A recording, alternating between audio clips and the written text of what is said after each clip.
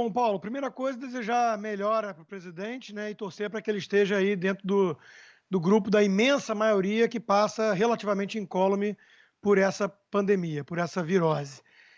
Chamou muita atenção essa questão do ódio do bem. A gente já conhece o ódio do bem, a gente sabe que tem uma turma de esquerda que tem um salvo-conduto para desejar o pior para os outros, né, para os fascistas, para destilar todo o seu veneno, e eles podem falar qualquer coisa que nada acontece. Desejar esfregar o rosto do presidente num asfalto quente, isso aí é só liberdade de expressão. Mas a coisa foi tão forte que chama atenção para o mundo em que estamos vivendo, né? Tem muito ódio sendo disseminado por aí por uma turma que se diz pacifista, humanista, tolerante e tudo mais.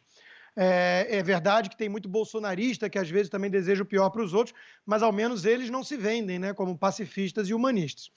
Essa questão da hashtag chamou atenção. O colunista, o blogueiro da Folha de São Paulo, Hélio Schwartzman, escreveu um texto desejando a morte do presidente, a coisa mais abjeta e asquerosa que eu já vi, né?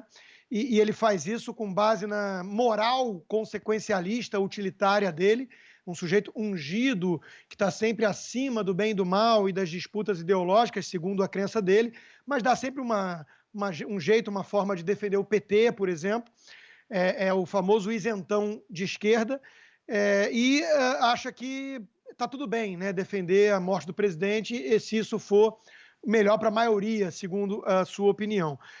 Resta saber onde está o STF, né? Vivemos num país, eu defendo a liberdade de expressão, como você também, Paulo, que eu sei, mas é curioso que temos um STF que não pode falar nada contra os ministros, que já bate a polícia na porta, mas parece que um blogueiro, um colunista da Folha de São Paulo, o maior jornal do país, pode desejar abertamente a morte do presidente, que isso aí é liberdade de expressão. Outro jornalista, né, o Ricardo Noblat, também chegou a insinuar ali que a esposa do presidente não corre muito perigo porque quase não encontra o marido. Esse é o nível médio das nossas redações, né? A distorção chama atenção também, né? Com meias verdades e muita manipulação, você consegue contar uma grande mentira. Então, eis o destaque que o UOL, também ligado à Folha, conseguiu dar nessa história toda, né? Que o Bolsonaro tirou a máscara na coletiva de imprensa, né? É verdade que ele tirou a máscara, mas aí lá dentro você vê que ele se afastou de todos e tirou a máscara longe dos jornalistas já, né? Mas isso não vem ao caso. Agora, fica também, claro, uma seletividade muito grande, muita gente acusando o presidente por ter contraído o vírus por ser irresponsável. Então teriam que falar o mesmo de Arthur Virgílio, de Bruno Covas, de Witzel e tantos outros, né? E tantos outros que já, autoridades que já pegaram o vírus, fora pessoas normais, ou então Cláudia Raia, que estava enfurnada em casa e mesmo assim pegou, né? Outra coisa que chama atenção, Paulo, para nossas análises, é que existe uma turma mais medrosa ou covarde que não consegue admitir que seres humanos são diferentes em relação à reação diante de uma pandemia. Eu vejo a entrevista do presidente e a sua fala com uma lente muito mais favorável do que muitos por aí, em termos dele ter transmitido otimismo e tranquilidade diante de uma doença, né? Eu acho que a turma adoraria que ele tivesse histérico, que nem eles estão, né? Os isolacionistas radicais. E graças a Deus nem todo mundo, né, adere a essa histeria, a esse pânico, porque o medo é paralisante. Imagina se todo mundo parasse de viver com medo de sair de casa dessa forma. Então eu vejo com bons olhos, sim, o presidente como líder da nação tentar passar um pouco mais de calma, um pouco mais de coragem e um pouco mais de visão otimista diante da pandemia, né?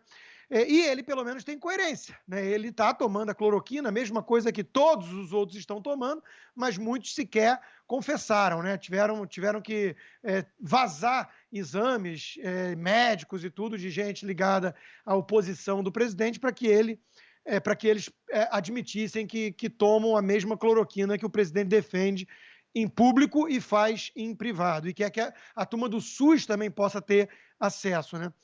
E por fim, também, eu fecho aqui só chamando atenção para alguns aí o que importa é a narrativa.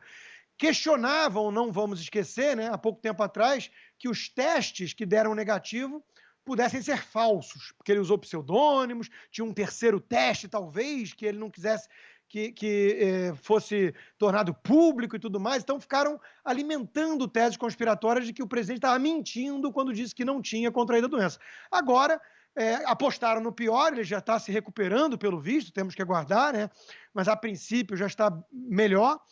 A narrativa começa a voltar para que talvez ele esteja mentindo dessa vez. Talvez esse teste que seja falso. Então, não importa o que o presidente diga ou faça, para alguns ele vai estar sempre errado e sempre mentindo.